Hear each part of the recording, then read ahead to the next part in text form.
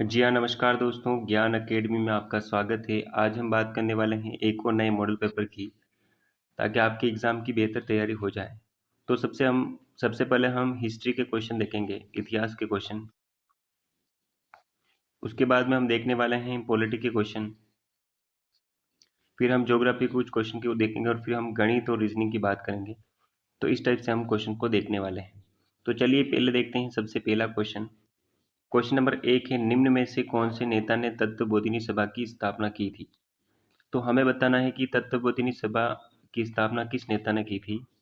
Option देखते हैं। Option number 1 है राजा राम मोहन राय। ऑप्शन नंबर 2 है स्वामी विवेकानंद। ऑप्शन नंबर 3 है देवेंद्र नाथ टैगोर। और ऑप्शन नंबर 4 है महात्मा गांधी। तो तत्वबोधिनी सभा की स्थापना करने वाले नेता का नाम है देवेंद्र नाथ टैगोर। देवेंद्र नाथ टैगोर जी। और ये जो है वो रविंद्रनाथ टैगोर के पिताजी थे। रविन्द्रनाथ जी के पिताजी थे। अगर बात करें कि किस सन में की गई थी, तो इन्होंने इसकी स्थापना की थी 1839 में। किससे प्रभावित होकर? तो राजा राम मोहन राय के जो ब्रह्म समाज था, तो ब्रह्म समाज से प्रभावित होकर इन्होंने 1839 में तत्वबोधिनी सभा की स्थापना की थी। यानी कि हमारा ऑप्शन नंबर 3 जो है देवेंद्र नाथ टैगोर, वो करेक्ट आंसर है। चलिए दोस्तों अगले क्वेश्चन को देखते हैं।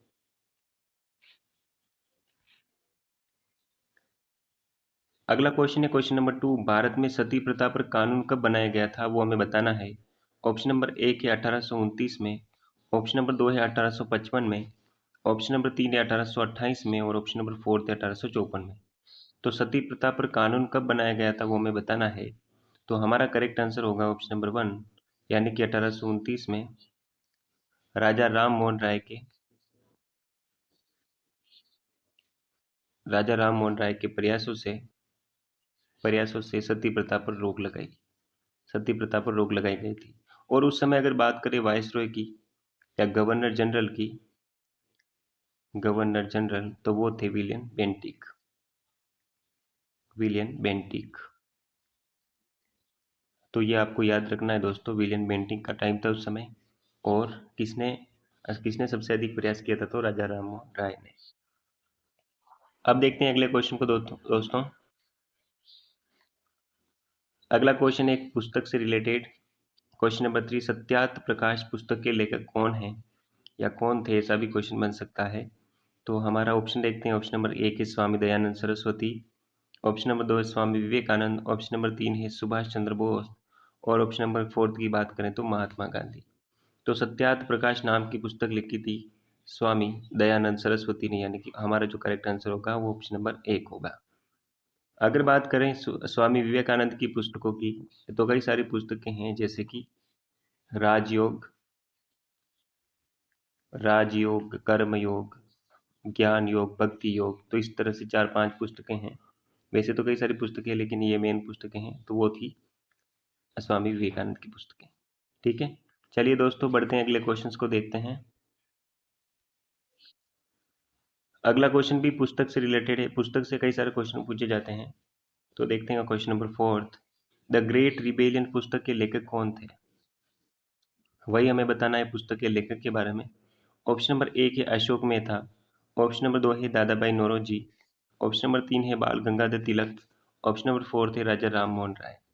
तो इन सब की पुस्तकों के बारे में देख लेते हैं। तो द ग्रेट रिबेलियन पुस्तक के तो लेखक है ऑप्शन नंबर 1, यानी कि अशोक मेहता। और इस पुस्तक में जो 1857 की क्रांति हुई थी, तो 1857 की क्रांति को राष्ट्रीय विद्रोह कहा गया है, राष्ट्रीय विद्रोह बताया है, इसलिए यह पुस्तक जो है फेमस पुस्तक है। अगर बात करते हैं दादा भाई नौरोजी की, तो इनकी पुस्तक का नाम है the poverty British rule in India, यानी कि भारत में गरीबी ब्रिटिश हुकूमत के कारण। तो ये पुस्तक का नाम है। अगर बात करें बाल गंगाधर तिलक की, तो इनकी पुस्तक का नाम है गीता रहस्य। अगर बात करें राजा राम मोहन राय की, तो इनकी 3 पुस्तकें हैं, उनमें से सबसे प्रमुख है वो है, जिस पुस्तक का नाम है वो है एकेश्वरवादियों का उपहास। एकेश्वरवादियों का उपहास। तो ये पुस्तकें हैं जो कि कुछ महत्वपूर्ण पुस्तक है। चलिए दोस्तों अगले क्वेश्चन को देखते हैं।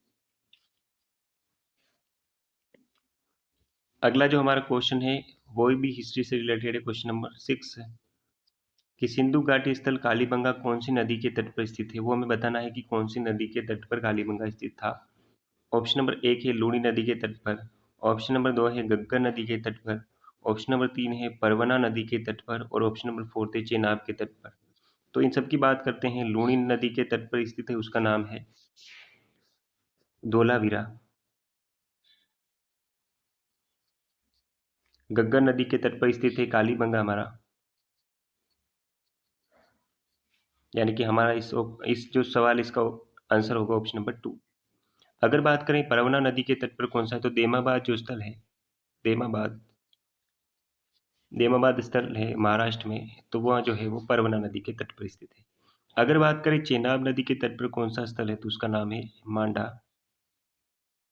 मांडा जो स्थल है वो चेनाब नदी के तट पर स्थित है। चलिए दोस्तों अगले क्वेश्चन को देखते हैं। अगला जो हमारा क्वेश्चन है क्वेश्चन नंबर 6 कि वैदिक काल में हिरण्य शब्द किसके लिए प्रयोग किया गया है। ऑप्शन नंबर 1 है सोने के आभूषण के लिए। ऑप्शन नंबर 2 है चांदी के आभूषण के लिए या चांदी के लिए। ऑप्शन नंबर 3 है गेहूं के लिए। और ऑप्शन नंबर 4 है गायों के लिए। तो एक एक को देख लेते हैं कि किस किस के लिए कौन से शब्द का यूज किया गया है। तो हिरण्य शब्द का जो यूज किया जाता था वो किया जाता था सोने के आभूषण के लिए, यानी कि इस क्वेश्चन का तो करेक्ट आंसर हो गया ऑप्शन नंबर 1। अगर बात करते हैं यव शब्द, तो यव शब्द का यूज अनाज के लिए किया जाता था। अगर बात करें गाय के लिए कौन से शब्द का यूज किया जाता था, तो गाय के लिए किया जाता था अग्गण्य शब्द का यूज। अग्गण्य शब्द का जो यूज किया जाता था वो गायों के लिए यूज किया जाता था। तो इस टाइप से आपको तीनों चारे जो वर्ड है याद रखने हैं। चलिए अगले क्वेश्चन को देखते हैं दोस्तों। अगला हमारा क्वेश्चन है क्वेश्चन नंबर 7 कि कालाभोज शासक का संबंध किस राजवंश से था। यानी कि कालाभोज शासक किस राजवंश से थे वो हमें बताना है। ऑप्शन नंबर 1 है शिशुनाग वंश से। ऑप्शन नंबर 2 है नंद वंश से। ऑप्शन नंबर 3 है हर्यक्ष वंश से। और ऑप्शन नंबर 4 है मौर्य वंश से। तो कालाभोज शासन का संबंध था वो था शिशुनाग वंश से, यानी कि ऑप्शन नंबर 1 जो है हमारा करेक्ट आंसर है। अब देख लेते हैं कि नंद वंश में कौन से शासक थे। तो इनमें सबसे प्रमुख शासक थे वो थे घनानंद। अगर बात करते हैं हर्यक वंश के शासक, तो इसमें सबसे पहला आता है बिंबिसार। बिंबिसार, उसके बाद आ जाता है अज्ञात शत्रु। तो ये दोनों महत्वपूर्ण शासक हुए हैं जो कि हर्यक वंश के थे। अगर बात करते हैं मौर्य वंश में, तो मौर्य वंश में कई सारी लिस्ट है, पूरी लिस्ट है। बात करते हैं सबसे पहले तो बिंदुसार। इन दोनों में फर्क है, यहाँ पे बिंबिसार है और यहाँ पे बिंदुसार है, दोनों को अलग अलग है। बिंदुसार के बाद चंद्रगुप्त, चंद्रगुप्त मौर्य। और उनके बाद आ जाता है अशोक, जो एक प्रतापी राजा थे अशोक। और अशोक के बाद जो शासक का नाम आता है वो है महेंद्र। तो ये चार शासक जो है महत्वपूर्ण शासक थे जो कि मौर्य वंश के थे। तो हमारे इस क्वेश्चन का आंसर कौन सा है, वो है शिशुनाग वंश। लेकिन आपको ये भी ऑप्शन में याद रखने हैं, क्योंकि क्वेश्चन किसी भी टाइप से पूछा जा सकता है। चलिए दोस्तों अगले क्वेश्चन को देखते हैं।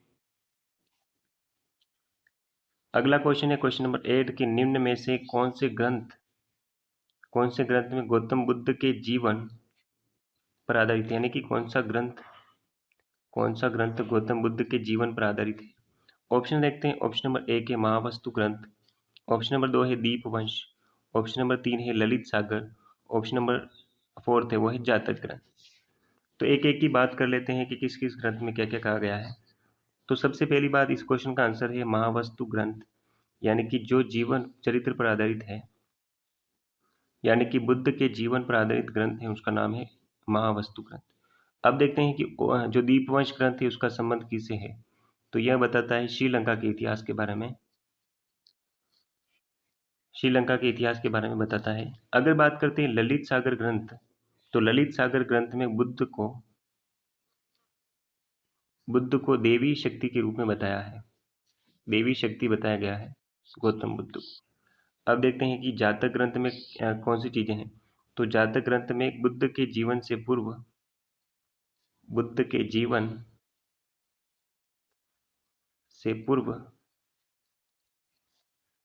की बातें हैं, ठीक है।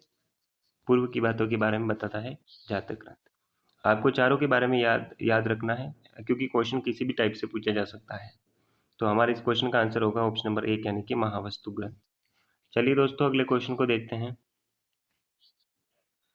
अगला क्वेश्चन है क्वेश्चन नंबर 9 कि किस गुप्त राजा का संबंध प्रयाग प्रशस्ति से है। तो हमें बताना है कि प्रयाग प्रशस्ति किसके लिए लिखी गई है या किसके द्वारा लिखी गई है। ऑप्शन देखते हैं। ऑप्शन नंबर 1 है कुमार गुप्त, ऑप्शन नंबर 2 है समुद्र गुप्त, ऑप्शन नंबर 3 है स्कंद गुप्त और ऑप्शन नंबर 4 है उसका नाम है चंद्रगुप्त टू। तो हमारा जो क्वेश्चन है उसका आंसर है प्रयाग प्रशस्ति जो लिखी थी वो लिखी थी हरिसेन ने। हरिसेन ने। और ये किसका दरबारी था तो समुद्रगुप्त के दरबारी थे हरिसेन। तो हरिसेन ने ये प्रयाग प्रशस्ति लिखी है और किसके लिए लिखी है तो वो समुद्रगुप्त के बारे में, यानी कि हमारा ऑप्शन नंबर 2 जो है वो करेक्ट आंसर है। अगर बात करें समुद्रगुप्त के बारे में तो भारत का नेपोलियन भी आपको कहा जाता है, यानी कि भारत के नेपोलियन भी समुद्रगुप्त को कहा जाता है। ठीक है। आपने अश्वमेध यज्ञ भी करवाए हैं और अपने सिक्कों पर अश्वमेव यज्ञ भी लिखवाया है। सिक्कों पर अश्वमेव भी लिखवाया है। तो इसके लिए समुद्रगुप्त को जाना जाता है। चलिए दोस्तों बढ़ते हैं अगले क्वेश्चंस की तरफ। ये सारी इन्फॉर्मेशन आपको याद रखनी है ताकि किसी भी टाइप में अगर एग्जाम में क्वेश्चन पूछा जाए तो आपको ये याद आ जाए और आप क्वेश्चन को सही ठीक तरीके से कर सकें। अगला क्वेश्चन है क्वेश्चन नंबर 10 कि किस मुस्लिम शासक ने सेना को सबसे पहले नकद वेतन देने की बात की है। नकद वेतन देने की प्रथा सबसे पहले किस मुस्लिम शासक ने शुरू की है। ऑप्शन देखते हैं। ऑप्शन नंबर 1 है अलाउद्दीन खिलजी, ऑप्शन नंबर 2 है बाबर, ऑप्शन नंबर 3 है फिरोज शाह तुगलक और ऑप्शन नंबर 4 है अकबर। तो इसका आंसर आप हमें कमेंट बॉक्स में दीजिए। तो देखते हैं अभी आंसर। तो हमारा जो आंसर होगा ऑप्शन नंबर 1 है वो करेक्ट आंसर, यानी कि अलाउद्दीन खिलजी ने सबसे पहले सेना को नकद वेतन देने की बात की। नकद वेतन दिया है, मतलब ये वाली प्रथा उसने शुरू की थी। और देखते हैं तो अमीर खुसरो ने जो है विश्व का सुल्तान कहा है। विश्व का सुल्तान कहा है किसको? अलाउद्दीन खिलजी को कहा है किसने? अमीर खुसरो ने। ये भी इंफॉर्मेशन याद रखनी है। अगर बात करें सेकंड सिकंदर यानी कि द्वितीय सिकंदर किसको कहा जाता है तो वो भी कहा जाता है अलाउद्दीन खिलजी को। ये तीन इन्फॉर्मेशन आपको याद रखनी है, किसी भी एक टाइप से क्वेश्चन बन सकता है तो ये आपको याद रखना है। और भी कहा जाता है जैसे जनता का चरवाहा शब्द का यूज भी अलाउद्दीन खिलजी के लिए होता है। तो ये सारी विशेषता हो गई अलाउद्दीन खिलजी के बारे में। तो इतनी इन्फॉर्मेशन आपको याद रखनी है। चलिए बढ़ते हैं जो हमारा 11वां क्वेश्चन है उसकी तरफ और देखते हैं कुछ और नए क्वेश्चंस। अगला क्वेश्चन है क्वेश्चन नंबर 11 की निम्नलिखित में से कौन सी शक्ति या काम निर्वाचन आयोग का नहीं है। ये बात हो रही जो केंद्र का निर्वाचन आयोग है उसकी। अब बात करते हैं ऑप्शंस की। पहला ऑप्शन है समय समय पर निर्वाचन नामावली तैयार करना और सभी योग्य मतदाताओं को पंजीकृत करना। ऑप्शन नंबर 2 है राजनीतिक दलों को मान्यता प्रदान करना एवं उन्हें निर्वाचन चिन्ह आवंटित करवाना। ऑप्शन नंबर 3 है संसद सदस्यों की निरर्हता से संबंधित मामलों पर राष्ट्रपति को सलाह देना। और ऑप्शन नंबर 4 है पंचायत और नगर पालिकाओं के चुनाव करवाना। तो इनमें से कौन सा काम जो है वो निर्वाचन आयोग का नहीं है, सेंट्रल का जो निर्वाचन आयोग है उसका नहीं है। तो ये तीनों के काम जो है वो केंद्रीय चुनाव आयोग के हैं, लेकिन ये फोर्थ काम जो है यानी कि ऑप्शन नंबर 4 हमारा करेक्ट है। यानी कि पंचायत और नगर पालिकाओं के चुनाव करवाने के लिए केंद्र का चुनाव आयोग नहीं आता है, वहाँ पर होते हैं स्टेट के चुनाव आयोग। हर स्टेट का एक चुनाव आयोग होता है, तो वो जो चुनाव करवाते हैं वो पंचायत और नगर पालिकाओं के लिए चुनाव करवाते हैं। बढ़ते हैं। अगर बात करें कि जो केंद्र का चुनाव आयोग है वो कौन कौन से चुनाव करा, जैसे राष्ट्रपति के चुनाव हो गया, वाइस प्रेसिडेंट के चुनाव हो गया, ठीक है, लोकसभा के चुनाव हो गया, राज्यसभा के चुनाव हो गया। तो ये से जो चुनाव होते हैं वो करवाता है कौन? और विधानसभाओं के चुनाव भी केंद्र का चुनाव आयोग करवाता है। चलिए दोस्तों बढ़ते हैं अगले क्वेश्चंस को देखते हैं। अगला क्वेश्चन है क्वेश्चन नंबर 12 कि भारत में सबसे पहले सिविल सेवा परीक्षा का आयोजन कहाँ हुआ था। हमें वो जगह बतानी है कि जहाँ पर सबसे पहले यूपीएससी परीक्षा हुई थी भारत में। तो ऑप्शन एक है कोलकाता, ऑप्शन नंबर 2 है मुंबई, ऑप्शन नंबर 3 है पुणे, ऑप्शन नंबर 4 है इलाहाबाद। तो हमारा जो करेक्ट आंसर होगा वो होगा 1922 में। 1922 में सबसे पहले जो है परीक्षा आयोजित की गई थी वो की गई थी इलाहाबाद में। तो हमारा करेक्ट आंसर होगा ऑप्शन नंबर 4। चलिए दोस्तों अगला क्वेश्चन देखते हैं। अगला क्वेश्चन है निम्न में से कौन राष्ट्रीय मानवाधिकार आयोग का पदेन सदस्य होता है। ऑप्शन देखते हैं। ऑप्शन नंबर 1 है प्रधानमंत्री, ऑप्शन नंबर 2 है राष्ट्रपति, ऑप्शन नंबर 3 है वो है दिव्यांगजन आयोग का अध्यक्ष, और ऑप्शन नंबर 4 है लोकसभा का विपक्ष का नेता।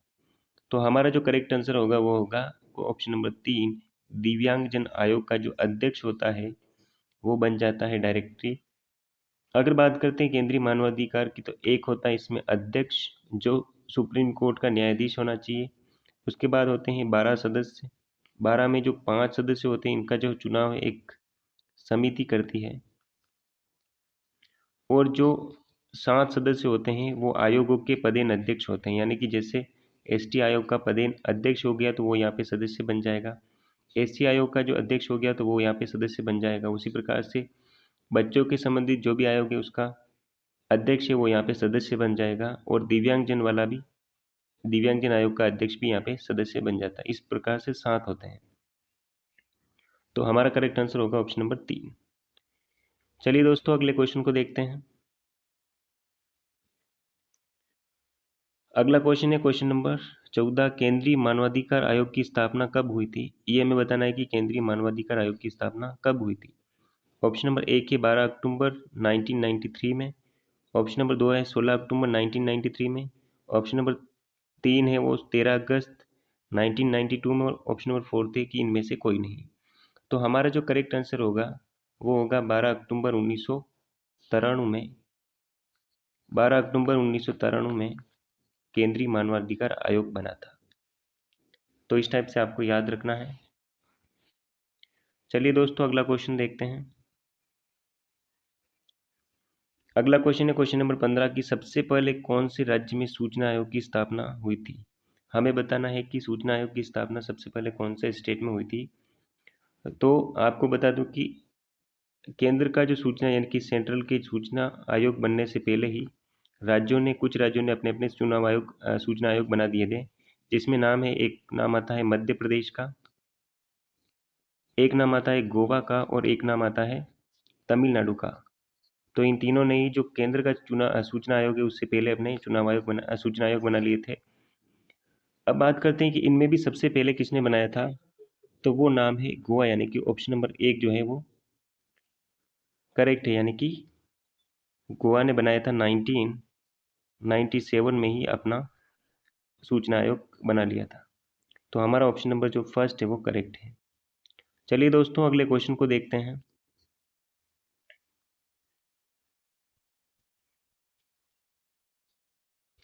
अगला जो हमारा क्वेश्चन है क्वेश्चन नंबर 16, सबसे महत्वपूर्ण क्वेश्चन है दोस्तों कि दास प्रथा कौन से मौलिक अधिकार का हनन है। जो दास प्रथा होती है, दास या दासी प्रथा जो भी होती है, तो वो कौन से मौलिक अधिकार का हनन करती है। ऑप्शन नंबर 1 है शोषण के विरुद्ध अधिकार, ऑप्शन नंबर 2 है समानता का अधिकार, ऑप्शन नंबर 3 है स्वतंत्रता का अधिकार, और ऑप्शन नंबर 4 थे कि उपयुक्त में से कोई नहीं। तो दास प्रथा जिस मौलिक अधिकार का हनन करती है उसका नाम है शोषण के विरुद्ध अधिकार। शोषण के विरुद्ध अधिकार यानी कि ऑप्शन नंबर 1 जो है हमारा करेक्ट आंसर है। चलिए दोस्तों अगले क्वेश्चन को देखते हैं। अगला हमारा क्वेश्चन है क्वेश्चन नंबर 17 कि निम्न में से कौन सी शक्ति संसद के पास नहीं है। इनमें से कौन सी शक्ति जो है संसद के पास नहीं है वो हमें बताना है। तो ऑप्शन नंबर 1 है संसद राष्ट्रपति को हटा सकती है, ऑप्शन नंबर 2 है वो है संसद भारत का कोई क्षेत्र किसी अन्य देश को दे सकती है, ऑप्शन नंबर जो 3 है संसद समवर्ती सूची पर कानून बना सकती है, और ऑप्शन नंबर 4 है संसद संविधान में संशोधन कर सकती है। तो संसद संविधान में संशोधन कर सकती है तो हाँ, संसद राष्ट्रपति को हटा सकती है तो हाँ, महाभियोग के माध्यम से हटा सकती है, संसद समवर्ती सूची पर भी कानून बनाती है, लेकिन संसद क्या नहीं कर सकती? संसद भारत का कोई क्षेत्र जैसे पाकिस्तान को नहीं दे सकती, चाइना को नहीं सौंप सकती। तो कौन सी शक्ति संसद के पास नहीं है? संसद भारत का कोई क्षेत्र किसी अन्य देश को नहीं दे सकती। ऑप्शन नंबर 2 हमारा करेक्ट आंसर है। चलिए दोस्तों, अगला क्वेश्चन देखते हैं। अगला जो हमारा क्वेश्चन है, क्वेश्चन नंबर 18 की भारत के प्रथम उपराष्ट्रपति कौन थे, वो हमें बताना है। तो हमारा जो ऑप्शन है, ऑप्शन नंबर 1 है doctor Sarvepalli Radhakrishna, option number 2 है Zakir Hussain, option number 3 doctor Rajendra Prasad और ऑप्शन नंबर 4 थे पंडित जवाहरलाल नेहरू। तो हमें बताना है प्रथम उपराष्ट्रपति के बारे में। अगर राष्ट्रपति वाला क्वेश्चन होता तो हमारा आंसर हो जाता राजेंद्र प्रसाद, लेकिन उपराष्ट्रपति के बारे में जब क्वेश्चन आता है तो हमारा आंसर होगा ऑप्शन नंबर फर्स्ट, यानी कि डॉक्टर सर्वपल्ली राधाकृष्ण जो थे वो उपराष्ट्रपति रहे थे 1952 से 1962 तक। यानी कि प्रथम उपराष्ट्रपति कौन थे? वो थे डॉक्टर सर्वपल्ली राधाकृष्ण। चलिए दोस्तों, अगले क्वेश्चन को देखते हैं। अगला जो हमारा क्वेश्चन है वो भी आयोग से रिलेटेड है कि क्वेश्चन नंबर 19, राष्ट्रीय महिला आयोग की प्रथम अध्यक्ष कौन बनी थी? हमें बताना है कि राष्ट्रीय महिला आयोग जो बना था फर्स्ट बार 1992 में, तो उनकी प्रथम जो अध्यक्ष थी वो कौन बनी थी? ऑप्शन 1 है जयंती पटनायक, ऑप्शन नंबर 2 है वी मोहिनीगिरी, ऑप्शन नंबर 3 है गिरिजावास और ऑप्शन नंबर 4 थे ममता शर्मा। तो सबसे पहली जो अध्यक्ष बनी थी वो थी जयंती पटनायक, यानी कि ऑप्शन नंबर 1 जो है हमारा करेक्ट आंसर है। और ये कब बनी थी? 1992 से 1995 तक। तो इस प्रकार से हमने कुछ और क्वेश्चन देखे, आगे कुछ और क्वेश्चन को डिस्कस करते हैं दोस्तों। अगला जो हमारा क्वेश्चन है, क्वेश्चन नंबर 20, कि यदि 31 अक्टूबर 2019 को सोमवार है तो 31 अक्टूबर 2022 को कौन सा वार होगा? तो हम सबसे पहले 19 से 20, 20 से 21 और 21 से फिर 22 में जाना है। यानी कि 31 अक्टूबर 2019 से जब हम 31 अक्टूबर 2020 में जाएंगे तो हमारे पास जो दिन आएगा विषम दिन, वो संख्या होगी प्लस के 2 दिन, क्योंकि यहाँ पर जो ऐड हो रहा है वो हो रहा है एक लीप वर्ष, यानी कि फरवरी इसके बीच में आ रहा है। अब बात करते हैं कि जब 20 से 21 तक जाएंगे, यानी कि 31 अक्टूबर 2020 से लेकर जब 31 अक्टूबर 2021 तक हम जाएंगे तो वहां पर जो हमारे पास शेष दिन मिलेगा वो है एक। उसके आगे जब 21 से जब 22 में जाएंगे, यानी कि 31 अक्टूबर 2021 से 2022 तक जाएंगे तो वहां पर भी हमारे पास जो शेष दिन मिलेगा वो एक। यानी कि 2 और 1 3 और 1 4, यानी कि सोमवार के बाद प्लस के 4 जो होगा वो हमारा आंसर होगा। सोमवार के बाद आएगा मंगलवार, बुध और गुरु शुक्र, यानी कि हमारा जो करेक्ट आंसर होगा वो ऑप्शन नंबर 4 होगा। तो इस टाइप से सबसे पहले हमें विषम दिन फाइंड करने हैं और फिर हम क्वेश्चन को आसानी से हल कर सकते हैं। चलिए एक और क्वेश्चन देखते हैं जिसमें कुछ नए कंसेप्ट देखेंगे।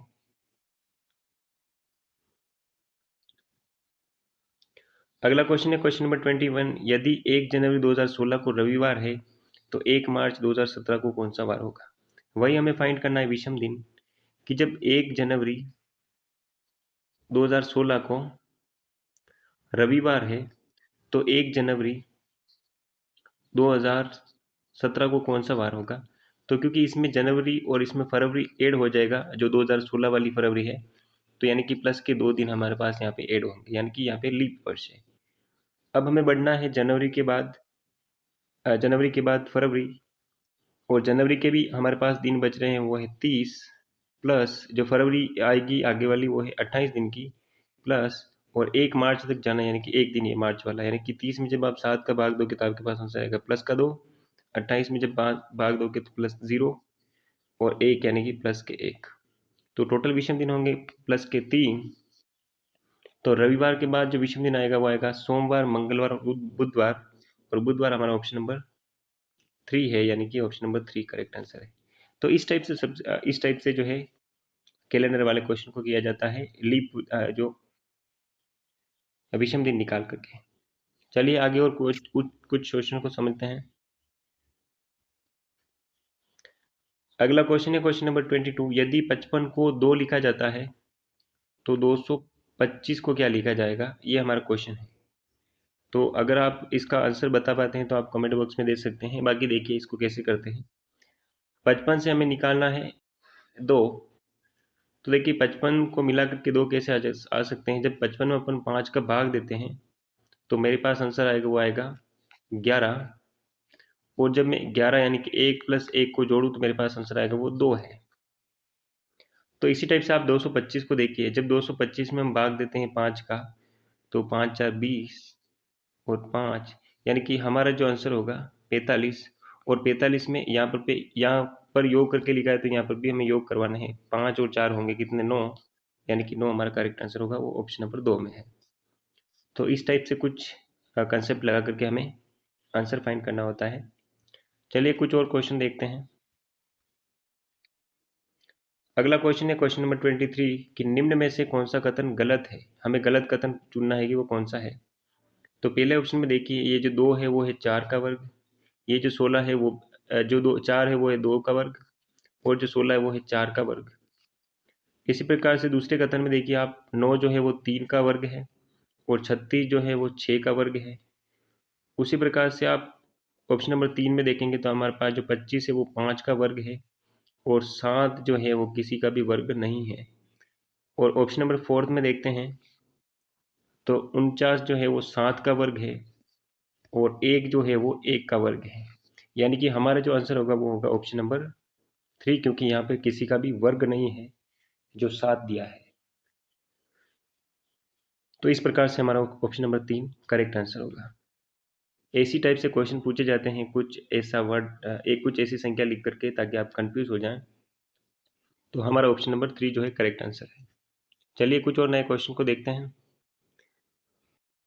अगला जो हमारा क्वेश्चन है क्वेश्चन नंबर 24। क्वेश्चन नंबर 24 है, भारत का कौन सा राज्य सबसे ज्यादा जूट का उत्पादन करता है। जूट का उत्पादन करने वाला सबसे प्रमुख राज्य भारत में कौन सा है वो हमें बताना है। तो हमारा ऑप्शन नंबर 1 है पश्चिम बंगाल, ऑप्शन नंबर 2 है बिहार, ऑप्शन नंबर 3 है तमिलनाडु, ऑप्शन नंबर 4 है उड़ीसा। तो भारत में सबसे ज्यादा जूट का उत्पादन कौन सा राज्य करता है, वो है ऑप्शन नंबर 1 यानी कि पश्चिम बंगाल। अगर बात करें कि विश्व में सबसे ज्यादा जूट का उत्पादन कौन सा देश करता है, तो उसका नाम है बांग्लादेश। बांग्लादेश सबसे ज्यादा जूट का उत्पादन करता है विश्व में। तो दोनों क्वेश्चन आपको याद रखने दोस्तों। चलिए अगला क्वेश्चन देखते हैं।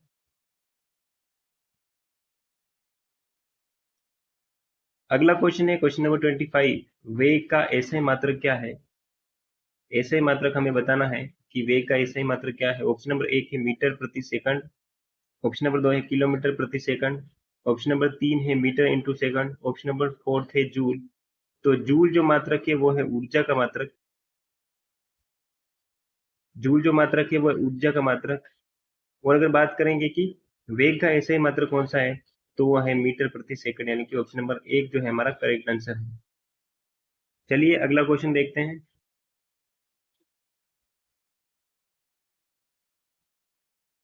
अगला क्वेश्चन है कोडिंग डिकोडिंग का, क्वेश्चन नंबर 26। जिस प्रकार वाई क्यू वाई के एम पी को क्यू एन एल जेड लिखा जाता है, तो उसी प्रकार एस यू आर सी को क्या लिखा जाएगा। तो देखिए आप इस प्रकार से देखते हैं, जब y में +1 करेंगे, जब p में +1 करेंगे तो q आएगा, जब m में +1 करेंगे तो n आएगा, जब k में +1 करोगे तो l आएगा, जब y में +1 करेंगे तो हमारे पास आएगा z।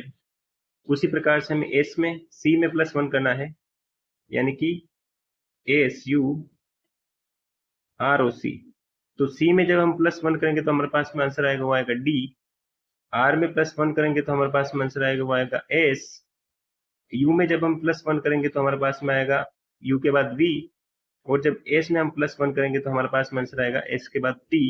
यानी कि d s v और t कौन से ऑप्शन में है, वो हमारा राइट आंसर होगा। यानी कि d s v t हमारा ऑप्शन नंबर 1 में है, तो ऑप्शन नंबर 1 हमारा करेक्ट आंसर होगा। इस प्रकार से क्वेश्चन को करते हैं दोस्तों। अगले क्वेश्चन देखते हैं। अगला क्वेश्चन है क्वेश्चन नंबर 27।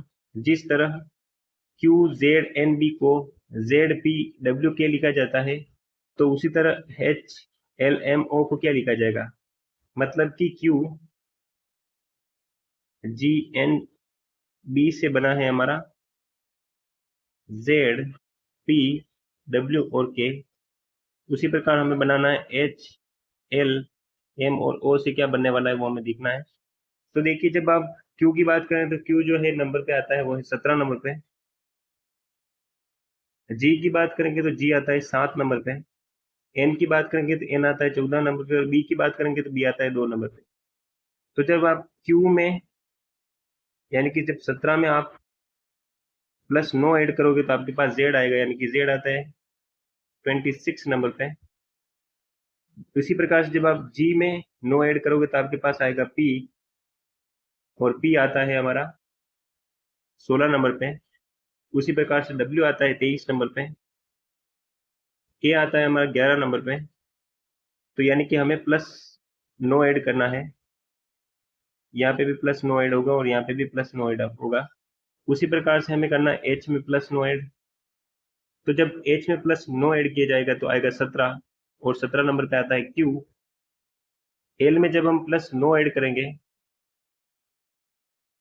तो L आता है 12 नंबर पे। 12 में जब हम 9 ऐड करेंगे तो 21, और 21 नंबर पे आता है हमारा U। उसी प्रकार से M आता है 13 नंबर पे, और जब हम 13 में ऐड करेंगे 9 तो हमारे पास में आंसर आएगा 22, और 22 नंबर पे हमारा आता है वो है V। और जब O में हम 9 प्लस के 9 ऐड करेंगे तो O आता है हमारा 15 नंबर पे। प्लस 9 ऐड करेंगे तो 15 और 9 24, यानी कि 24 नंबर पे आता है वो है X। यानी कि हमारा जो करेक्ट आंसर होगा